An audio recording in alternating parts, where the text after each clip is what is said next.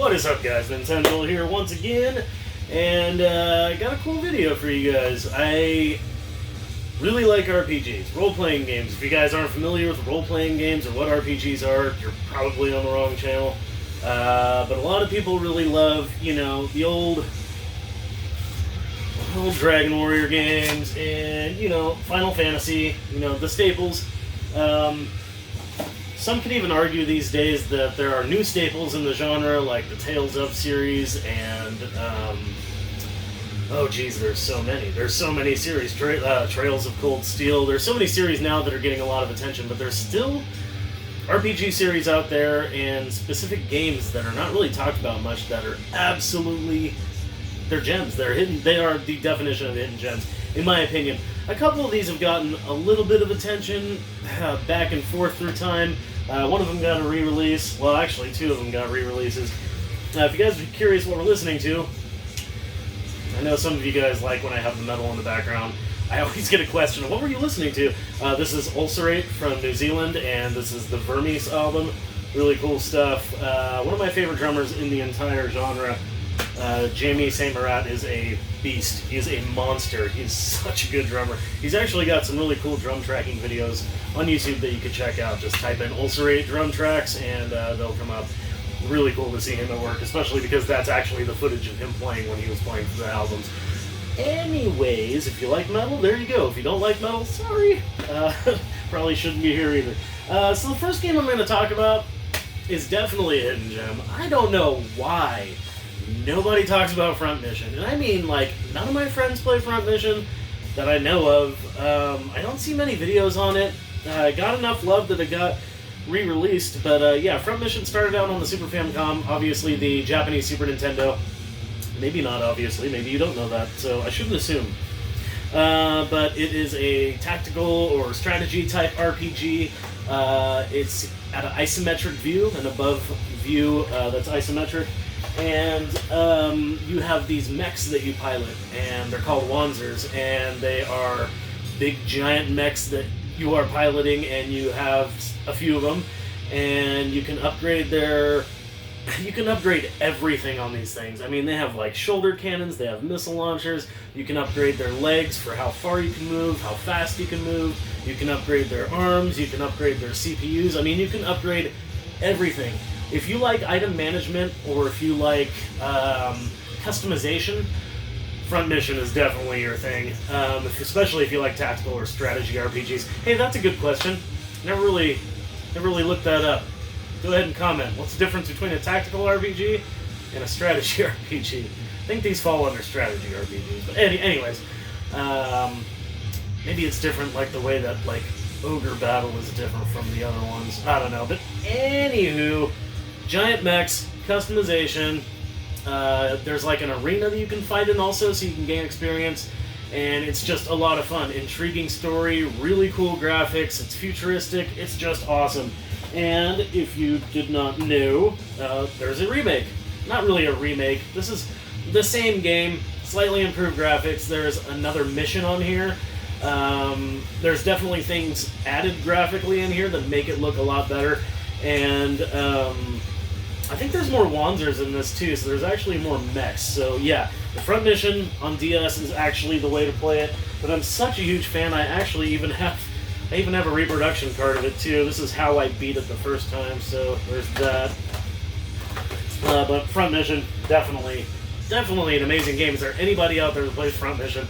There was also a Front Mission game in Japan that never came here, Front Mission 2. And then there is Front Mission 3, which is really damn good. And then there's a Front Mission 4 on PlayStation 2. I think there might be another one also, but Front Mission 2 definitely did not come out in America, and that's really unfortunate. Anyways, Front Mission, that's my first one. Second hidden gem RPG, is definitely going to be Sweet Home. Now, this is a reproduction cartridge, a dusty reproduction cartridge. This was originally a Famicom game. One of these guys right here, Japanese Nintendo, in case you are not in the know. I like to do import games. But yeah, this is a reproduction cart, so I can play it on a regular Nintendo or on my Retron. And this is like basically the precursor to modern day survival horror games, except for this is an RPG. So this was made, I believe, by somebody that was involved with Resident Evil.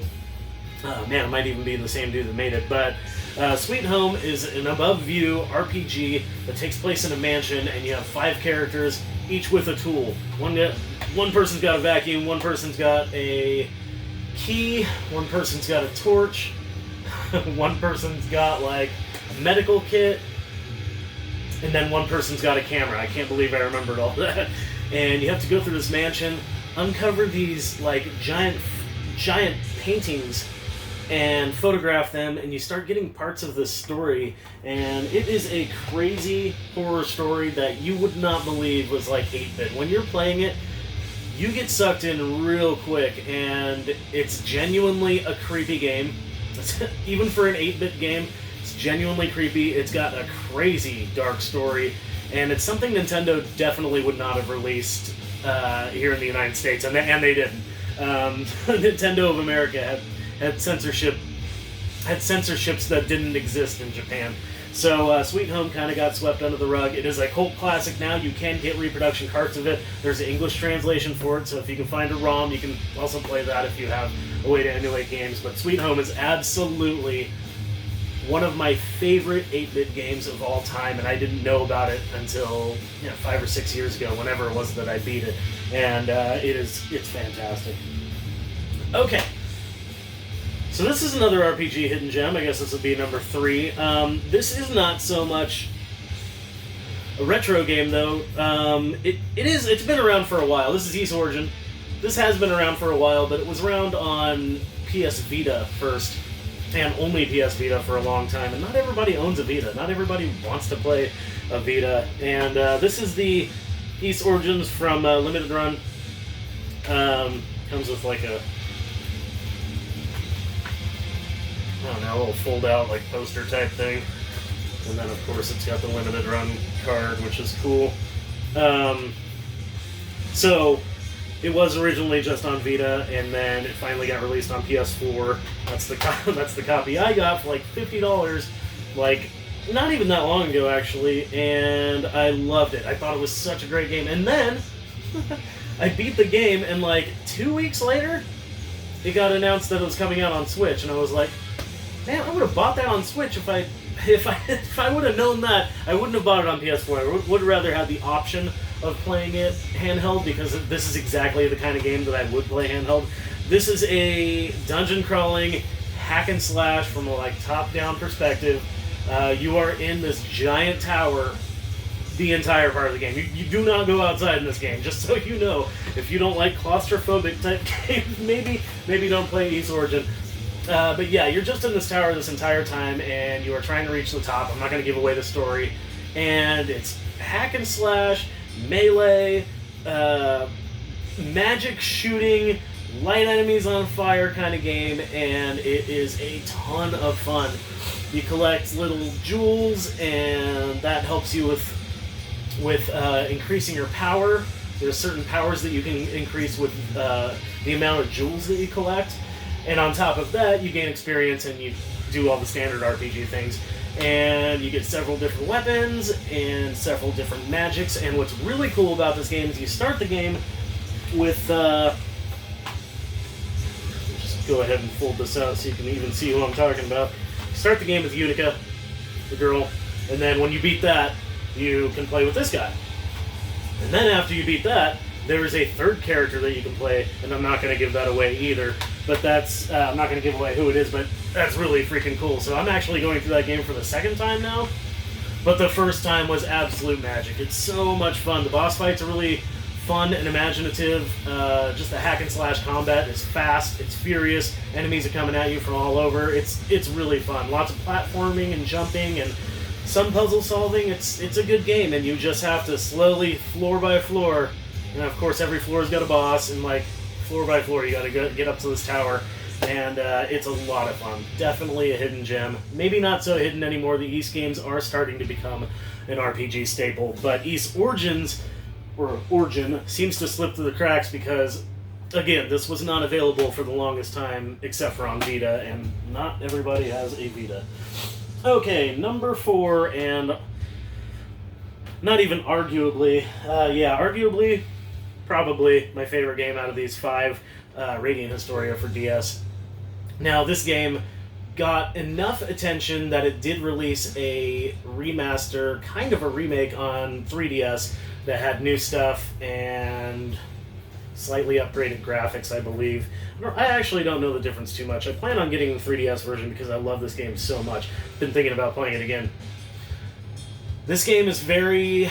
let's see. Now, a lot of people like to say that this game is like Chrono Trigger. This game is nothing like Chrono Trigger. The only thing that exists that are commonalities between the two games are the fact that you have a timeline that you can go back and forth in. That's it. Other than that, the game doesn't look like Chrono Trigger, it doesn't sound like Chrono Trigger, it doesn't play like Chrono Trigger. First of all, this game's got amazing dark graphics. It's got a very dark story, a very realistic story, as opposed to a very fantasy story, although it does take place, obviously, in a fantasy world. But you get to manipulate 2 timelines and try to fix everything that's been going wrong with those timelines. The people really around you don't know that you are fixing timelines. Well, I'm not going to give anything away. Almost nobody knows that you are manipulating time. Radiant Historia is almost indescribable. The music is so good. It's so majestic and melancholy and exciting at the same time. The battle system is one of my favorites in RPGs, and that's why I'm hoping one day, maybe one day, they'll put out another Radiant game. Maybe Radiant Chronologica or something. Who knows? But they should, because the battle system for this is amazing. It takes place on a grid, but it's not tactical. Your dudes are on the right, enemies are on the left. Of course, I think you can get attacked from behind sometimes, so it'll switch. But the enemies are on a grid, but it's not tactical. You have attacks that can push your enemies left, right, forward, and back. And so if you push an enemy onto a square that's occupied by another enemy, the next person that attacks one of the enemies in that square will actually hit both enemies. So you can line up attacks and get like 5 enemies on one square and then do a giant attack and hit all 5 enemies at once. It is very strategic, but I wouldn't call it a strategy RPG. It's definitely a turn-based RPG, but it's amazing. The time mechanics, the music, everything about Radiant Historia makes it not only my favorite DS game, and not only a hidden gem, but no joke, one of my probably top 5 games of all time. It is that good. It's so good. And the last one. Why did I not save my favorite one for last? Because this game is the one that is the most hidden gemish. It is the one that is the most ignored, in my opinion. I don't know, Front Mission's pretty ignored. And it's crazy because this is such a well-known series. Obviously, everybody knows Castlevania. Everybody knows Castlevania. And yet, there's one game that is absolute gold that I just hear nobody talking about. I've noticed the price is finally starting to climb, but I still don't hear many people talk about it. That is Castlevania Curse of Darkness on PS2. Now, there's a lot of reasons people don't want to even try. Because, first of all, the first 3D Castlevania games were on N64. The first one was terrible. The second one, I don't know if it was good or not. I feel like that one was better, but I never played it. But it certainly wasn't great. I've seen footage. It wasn't great. I've never played it. But, yeah, it doesn't look like it's anything to scream at to me. And then after that, there was another PS2 3D Castlevania, Lament of Innocence on PS2, and this one was like alright at best. It was okay. You know, it's not bad. It's a Castlevania game, but it's 3D, but the cameras are kind of weird, and it just wasn't the same. Castlevania got known for Symphony of the Night type gameplay. The ones on DS, Portrait of Ruin, Order of Ecclesia, Dawn of Sorrow, the 3 on Game Boy Advance, which are Circle of the Moon, Harmony of Dissonance, and Aria of Sorrow. All those Castlevanias became kind of the staple for how Castlevania games, at least in my opinion, should be. They should be side-scrolling RPGs. And people that argue that they're not RPGs, I don't know what you're talking about. It's a side-scrolling action RPG. You gain experience, you gain levels, your stats increase when you gain levels, you can equip weapons and armor, you have magic. I mean, it's an RPG. This is basically those games, but 3D and done well. This is basically like if you took one of the Game Boy Advance games and just like made it a 3D game. There are all kinds of areas to explore. It's very Metroidvania-ish, if that's still a term that's being used, but it's very much like Metroid, and it's very much like those Castlevania games where you have to go back and forth. As you get new items, it unlocks new areas, and you can go back to an area that you're like, oh, how do I get there? Now you have the means to get there, and it's all about exploration, deep exploration, really cool graphics. The castle's really cool. The combat is fast. This is not a turn-based RPG at all. This is a fast combat RPG, like almost God of War-ish. I mean, I don't play God of War games so much, so maybe I shouldn't say that. But I have played a little bit of God of War. It's fast like that, and it's hack-and-slash action. So you're getting a hack-and-slash RPG in 3D with an amazing story. It's got all the staples of all the good Castlevania RPGs, like equipping weapons, you have a familiar that follows you around, multiple familiars that you can choose from. I like this liquid metal golem that stomps around behind you, and as he gains levels, he gets stronger and bigger, and there's a flying skeleton, and as they gain levels too. As you use them, they gain levels and they gain stronger as well, and so they'll help you attack. So you're not completely alone in this castle. There's just the music's good, the atmosphere is amazing. There's this badass tower in the middle of the game where you climb 50 floors up, and then you I'm not going to say how, but you get to another tower, and you have to go 50 down, and it's just insane. It's such a fun game. There's so much to it. I have a lot of PS2 games, and I'm going to be honest, I have not played a lot of them. I just have so many games, and PS2 is one of those collections that I need to kind of knock out. I need to play more games, but this is one of the ones that I've played a ton. I think I've beaten this at least 2 times. So, yeah, that's it, man. Castlevania Curse of Darkness. This game is rising in price because I think people are finally starting to realize that it's a good game, but it's still nothing I hear talked about. And it's a game that I see people passing on a lot, and I highly suggest you don't do that. So that's it. 5 RPGs that I consider hidden gems that I think you guys should play. And that's really it. Go listen to Ulcerate, go play Front Mission, go play Sweet Home if you have a way to emulate it or get, a card for it. Radiant and Historia, you have 2 options. You've got DS and 3DS and East Origins, or Origin. I always call it Origins. I always add S to it. This is available now on Switch, PS4, and Vita. Highly recommended. It's a little spendy. And this game is not this one's not going to blow your mind graphically. This is an older game, but God, it's so amazing. I mean, probably none of these are. They're all older games. That's all I have for you guys. Thank you very much for watching. I hit 1,000 subscribers. Share it with your friends. See if you can get another person to subscribe to my channel. Like the videos and leave a comment below. Let me know what you thought. What are your top 5 hidden gems? What do you think of these top 5 hidden gems? Have you played any of them? Did you like them? Let me know in the comments below, and keep rocking the retro games!